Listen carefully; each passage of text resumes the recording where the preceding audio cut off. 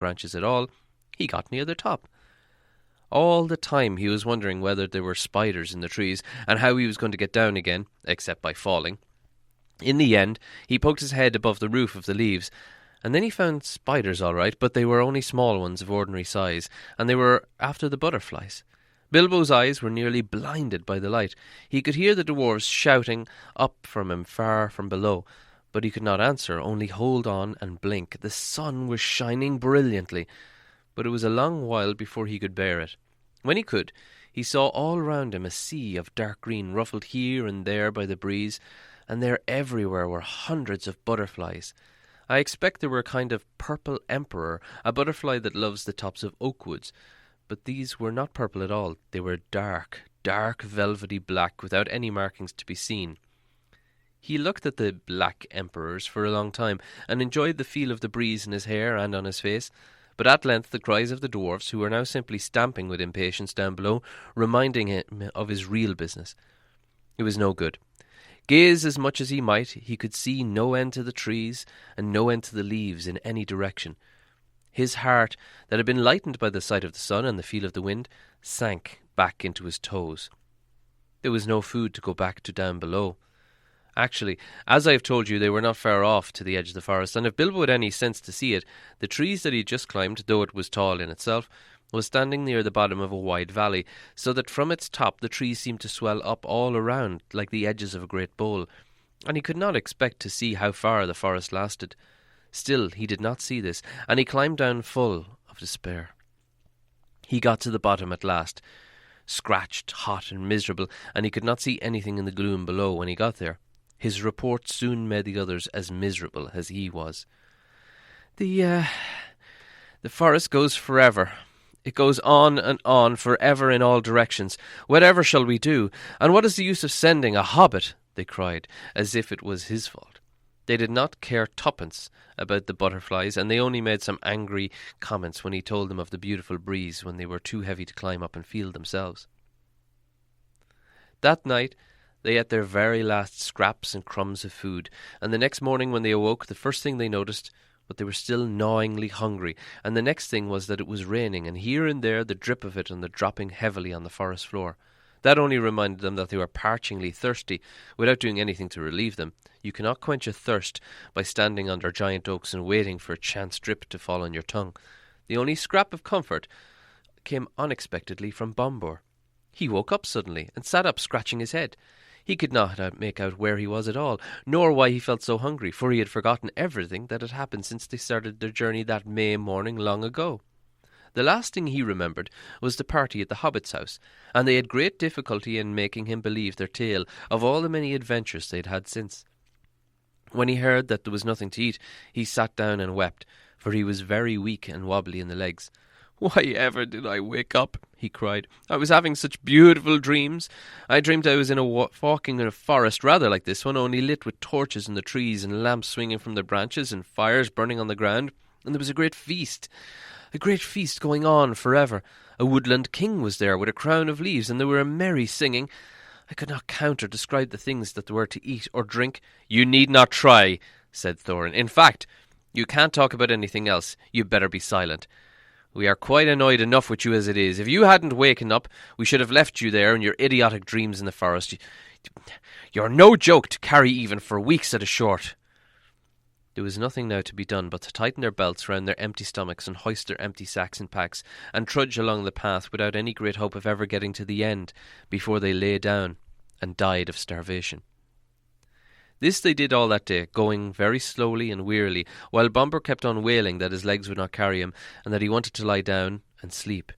"No, you don't," they said. "Let your legs take their share. We've carried you far enough." All the same, he suddenly refused to go a step, and further flung himself to the ground. "Go on if you must," he said. "I'm just going to lie here and sleep and dream of food. If I can't get it any other way, I hope I never wake up again." At that very moment, Balin, who was a little way ahead, called out, "What's that? I thought I saw a twinkle of light in the forest." They all looked, and a longish way off it seemed they saw a red twinkle in the dark. Then another, and another sprang out beside it. Even Bombur got up, and they hurried along. Then, not caring if it was trolls or goblins, The light was in front of them, and to the left of the path. And when at last they had drawn level with it, it seemed plain that torches and fires were burning under the trees, but a good way off their track. "Well, it looks as if my dreams were coming true," gasped Bombur, puffing up behind. He wanted to rush straight off into the wood after the lights, but the others remembered only too well the warnings of the wizard and of Beorn. "A feast would be no good if we never get back alive from it," said Thorin. "But without a feast we shan't remain alive much longer," said Bombur, and Bilbo heartily agreed with him. They argued about it backwards and forwards a long while, until they agreed at length to send out a couple of spies to creep near the lights and find out more about them. But then they could not agree on who was to be sent. No more seemed anxious to run the distance of being lost and never finding his friends. In the end, in spite of warnings, hunger decided them, because Bombur kept on describing all the good things that were being eaten, according to his dream, in the woodland feast. So they all left the path and plunged into the forest together. After a good deal of creeping and crawling, they peered around the trunks, looked into a clearing where some trees had been felled and the ground levelled. There were many people there, elvish-looking folk, all dressed in green and brown, and sitting on sawn rings of the felled trees in a great circle. There was a fire in the midst, and there were torches fastened to some of the trees round about. But most splendid of all, they were eating and drinking and laughing merrily. The smell of the roast meats was so enchanting that, without waiting to consult one another, every one of them got up and scrambled forwards into the ring with no idea of begging for food. No sooner had they first stepped into the clearing than all the lights went out as if by magic. Somebody kicked the fire, it went up in rockets of glittering sparks, and vanished. They were lost in a completely lightless dark, and could not even find one another, not for a long time at any rate. After blundering frantically in the gloom, falling over logs, bumping crash into trees, and shouting and calling, they must have walked everything in the forest for miles. Everything was awake. At last they managed to gather themselves in a bundle and count themselves, but by touch. By that time they had, of course, quite forgotten in what direction the path lay, and they were all hopelessly lost, at least till morning. There was nothing for it but to settle down for the night where they were. They did not even dare to search on the ground for scraps of food, for fear of becoming separated again. But they had not been lying long, and Bilbo was only just getting drowsy when Dory, whose turn it was for first watch, said in a loud whisper, "The lights are coming back over there, and there are more of them." Up they all jumped. There, sure enough, not far away, were scores of twinkling lights, and they heard the voices and laughter quite plainly. They crept slowly towards them, and in a single line, each touching the back of one in front. When they got near, Thorin said, "No rushing forward this time. No one's to stir from hiding till I say. I shall send Mr. Baggins alone first to talk to them. They won't be frightened of him." "What about me of them?" thought Bilbo. "And anyway, I hope they don't do much nasty to him." When they got to the edge of the circle of lights, they pushed Bilbo suddenly from behind.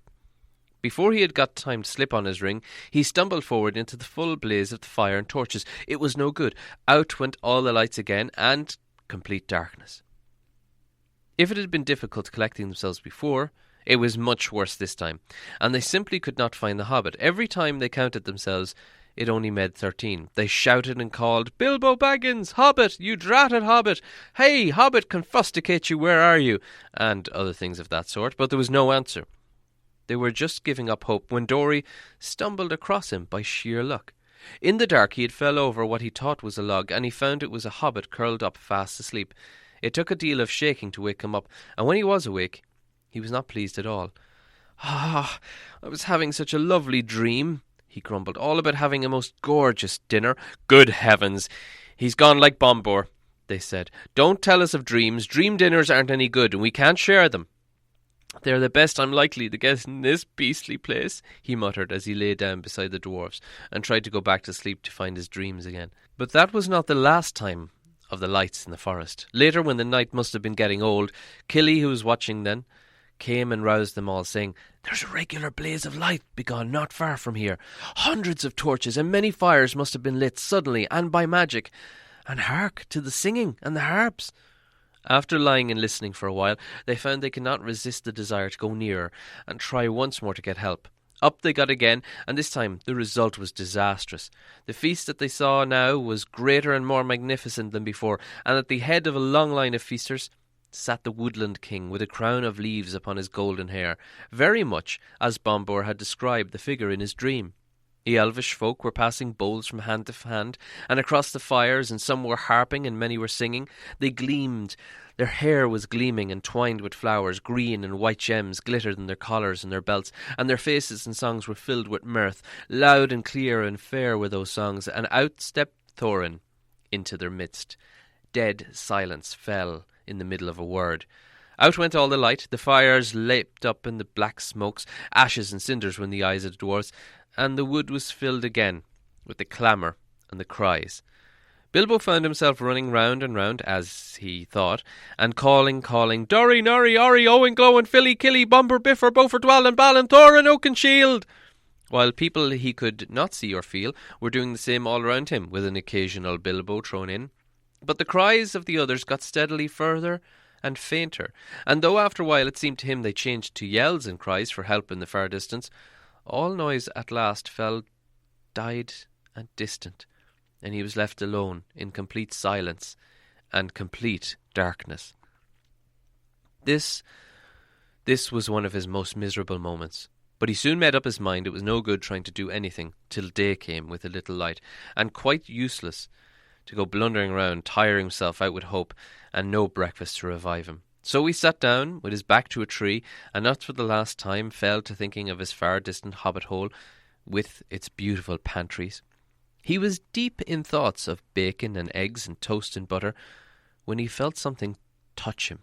Something like a long, strong, sticky string was against his left hand, and when he tried to move he found that his legs were already wrapped in the same stuff, so that when he got up he fell over.